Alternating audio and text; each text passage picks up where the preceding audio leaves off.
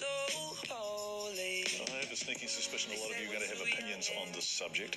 How are our children learning to read, and is it working? It's such a big discussion with so many points of view that we're going to look at it over future programs. But we begin this morning with the P word, phonics.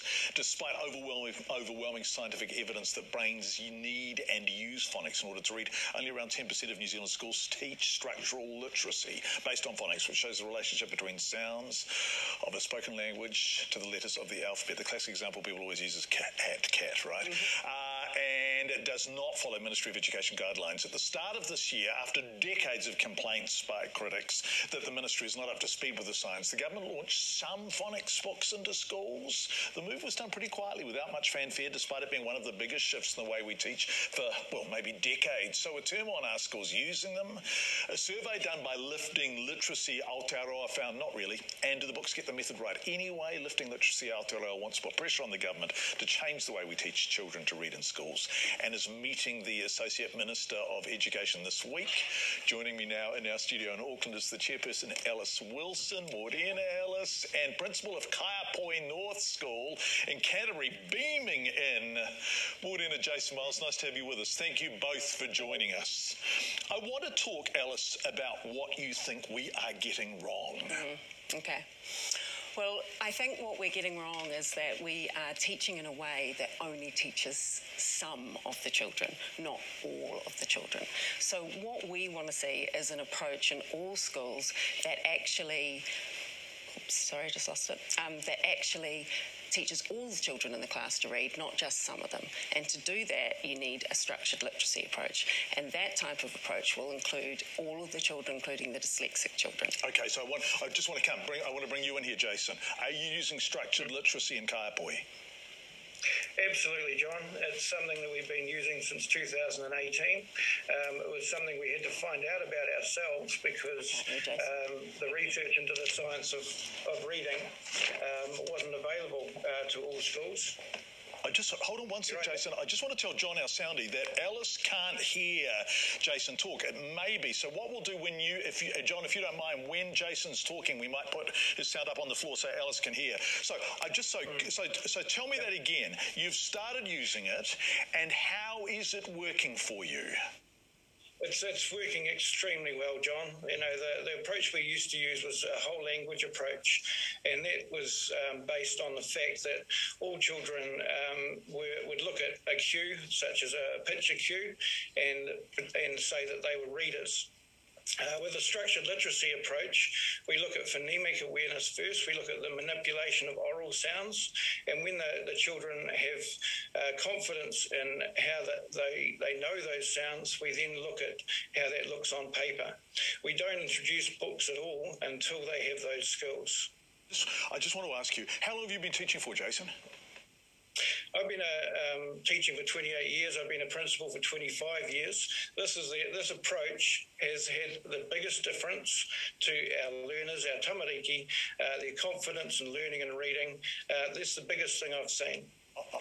Sorry, forgive me. I just want to clarify this. You've been teaching for 28 years. You have no vested interest here. This is empirical. You're saying that the structured literacy approach, BAT, works way better than what you were doing previously. Absolutely. No vested interest. The only interest I have is making sure that our learners in New Zealand are supported in the foundation skills of reading. That's all learners benefit from the structured literacy approach, which is an explicit, systematic scope and sequence.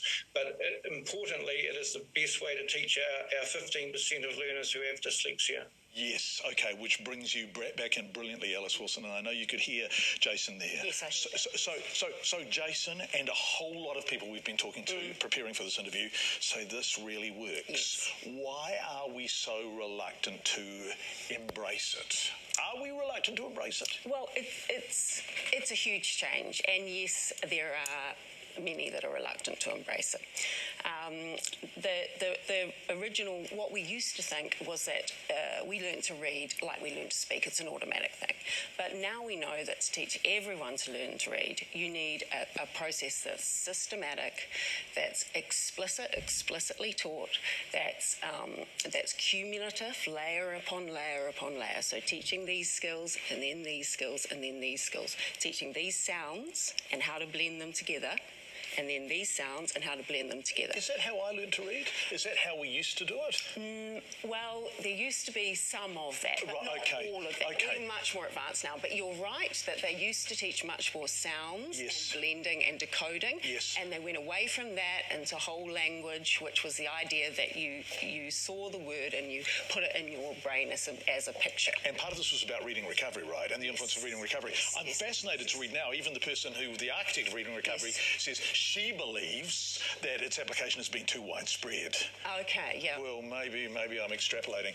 You brought books in. Yes, I brought books. I want you to give me an example of a book you think is really working. Okay, here we go. So this